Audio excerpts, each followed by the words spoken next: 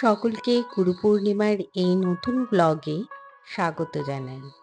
আজ আমারই পুজো দেওয়ার কথা ছিল, কিন্তু কিছু কারণের জন্য আমি পুজো দিতে পারলাম না। অবশেষে চিন্তা করছিলাম, তখন আমার মেয়ে আজ প্রথম নিজের হাতে প্রতিটা নিয়ম মেনে পুজো দিল। আমি জাস্ট দূর থেকে বলছিলাম, এটা করো ওটা করো, কিন্তু ও যে এত সুন্দর করে আমার এত বড় একটা দায়িত্ব পালন করবে, মন থেকে ঠাকুরকে ভালোবেসে করবে, আমি ভাবতেই পারিনি। তোমরা তো ভিডিওটা দেখছো, দেখে মনে হচ্ছে না? সত্যি এই জন্যই হয়তো বলে মেয়েরা মায়ের মতোই হয়। মা যেরকমভাবে তাকে গড়ে তুলবে, সেই রকমই মায়ের ছাঁচেই গড়ে তুলবে।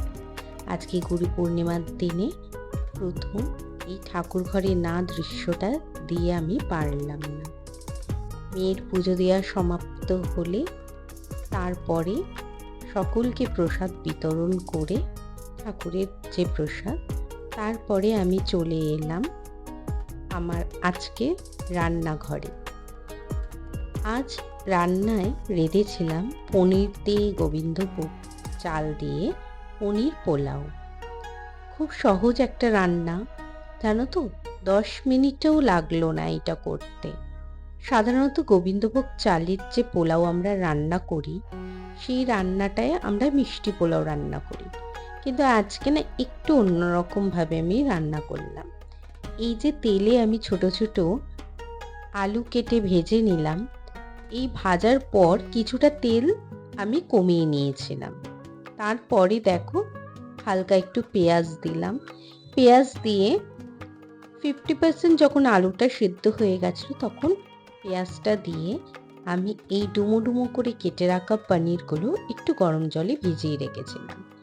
তারপরে 1-2 মিনিট নাড়িয়ে আদা, গ্রেট করা আদা দিয়ে, আর এই যে মশলা গোলাটা দেখছো, এটা জিরে, ধনে আর লঙ্কার গুঁড়ো দিয়ে আমি ভালোভাবে, দেখো, পনির, আলু, পেঁয়াজ আর মশলাটাকে সুন্দরভাবে একটু নেড়ে নিয়ে, ভিজানো চাল, গোবিন্দভোগ চাল 2 মুঠোর মতো আমি নিয়েছি, সেটাকে পুরো ভালোভাবে ভেজে নেব।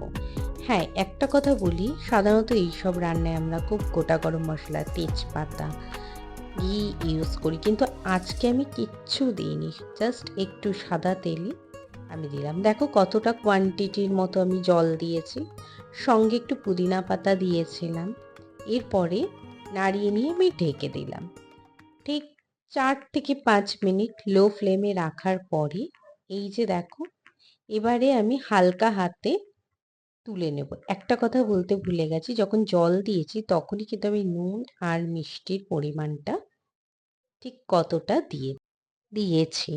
তো এখানে তোমাকে যেটা আমি দেখাচ্ছি, যে এটা সার্ভিং টাইমে, তো আমি একদম কড়াই থেকে নামিয়ে গরম গরম পোলাও পরিবেশন করেছি, আর এটা জাস্ট মারাত্মক হয়েছিল।